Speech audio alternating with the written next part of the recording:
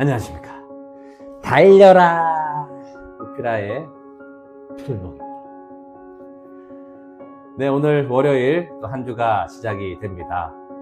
부활주일에 그것으로 끝나는 것이 아니라 우리는 성령 강림주일까지 50일 기쁨의 절기를 보냅니다.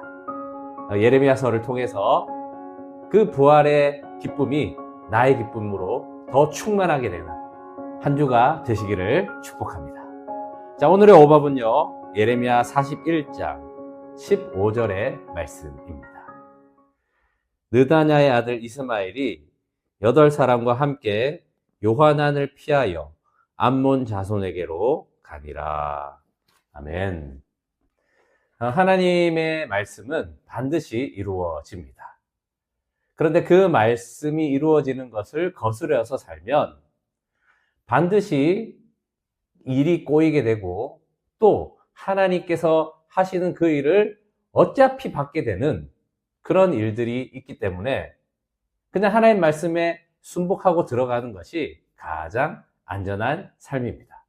왜 제가 이런 말씀을 드리냐면요, 오늘 우리가 읽은 말씀에 이 하나님의 역사하심을 거스르려고 하는 한 사람이 나오기 때문입니다. 자, 그것이 오늘 우리가 읽은 15절 말씀인데요, 느다냐의 아들 이스마엘이 8사람과 함께 요하난을 피하여 암몬 자손에게로 가니라. 이 느다냐의 아들 이스마엘이 8사람과 함께 암몬 자손 그쪽으로 망명을 가는 그 말씀입니다.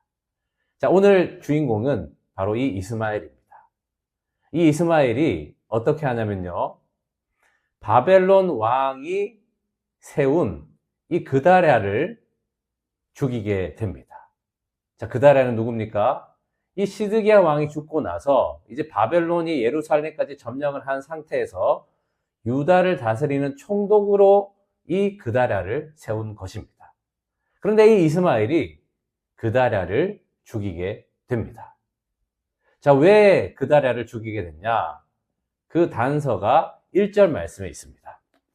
7째 달에 왕의 종친 엘리사마의 손자요 느다냐의 아들로서 왕의 장관인 이스마엘이 10사람과 함께 미스바로 가서 아이감의 아들 그다랴에게 이르러 미스바에서 함께 떡을 먹다가, 그렇습니다. 이 이스마엘은 왕의 종친, 즉 다윗의 가문 중에 한 사람이다라는 것입니다. 그러니까 이 이스마엘에게 있어서 그다랴는 기분 나쁜 존재인 거예요. 아니, 다윗의 자손도 아닌데, 다윗의 왕손도 아닌데 이 유다를 다스리는 왕같이 총독으로 한다고? 그 시기와 미움과 질투가 있었던 것입니다. 자, 그리고 또 이 이스마엘을 충동한 그런 무리가 있습니다. 바로 지금 망명한 암몬 왕입니다. 왜 그랬냐? 지금 바벨론에 의해서 이스라엘은 점령이 돼서 망했지만 아직 암몬은 점령을 당한 상태가 아닙니다. 이 암몬은 이 애굽을 의지하여서 같이 연합하여 이 바벨론을 물리칠 수 있다라는 그 전선에 선 겁니다.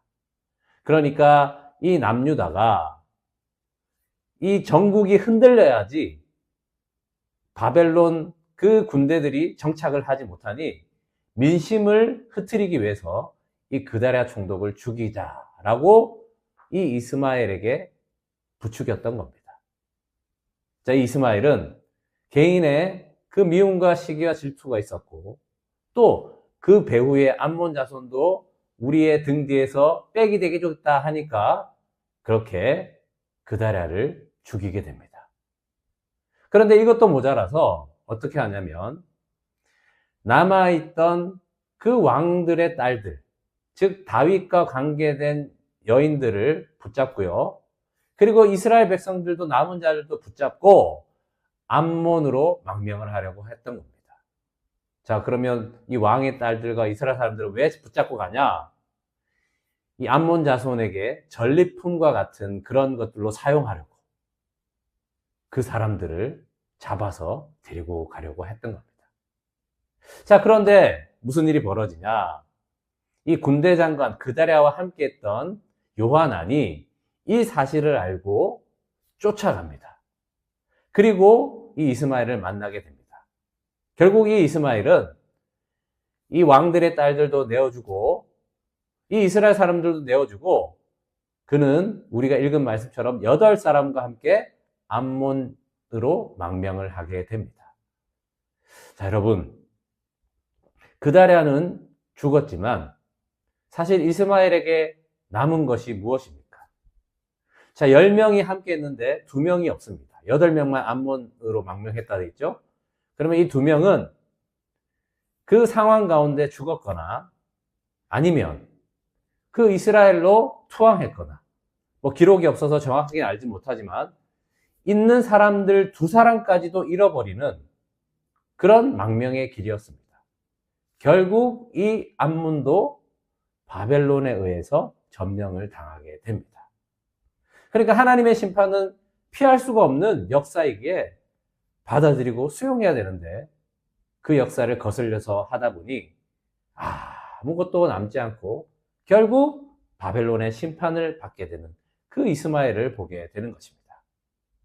여러분, 우리도 지금 이제 언약이 이루어지는 상황 가운데 있는 것이 있습니다. 바로 주님이 다시 오시겠다. 그것이 마지막 심판 아니겠습니까? 그런데 여전히 우리는 그 마지막을 살고 있는데도 불구하고 미움과 시기와 질투와 살인과 나 스스로 살겠다는 그 탐욕과 욕심을 따라 산다면 하나님의 심판은 반드시 우리에게 아무것도 남지 않는 것으로 받게 된다라는 것입니다. 하나님의 심판이 오히려 환영되는 삶은 어떤 삶일까요? 하나님을 사랑하고 이웃을 사랑하며 주님 다시 오심을 기다리는 그 거룩한 교회로 사는 것이 그 마지막 심판이 환영이 되는 그런 삶이 되지 않겠습니까?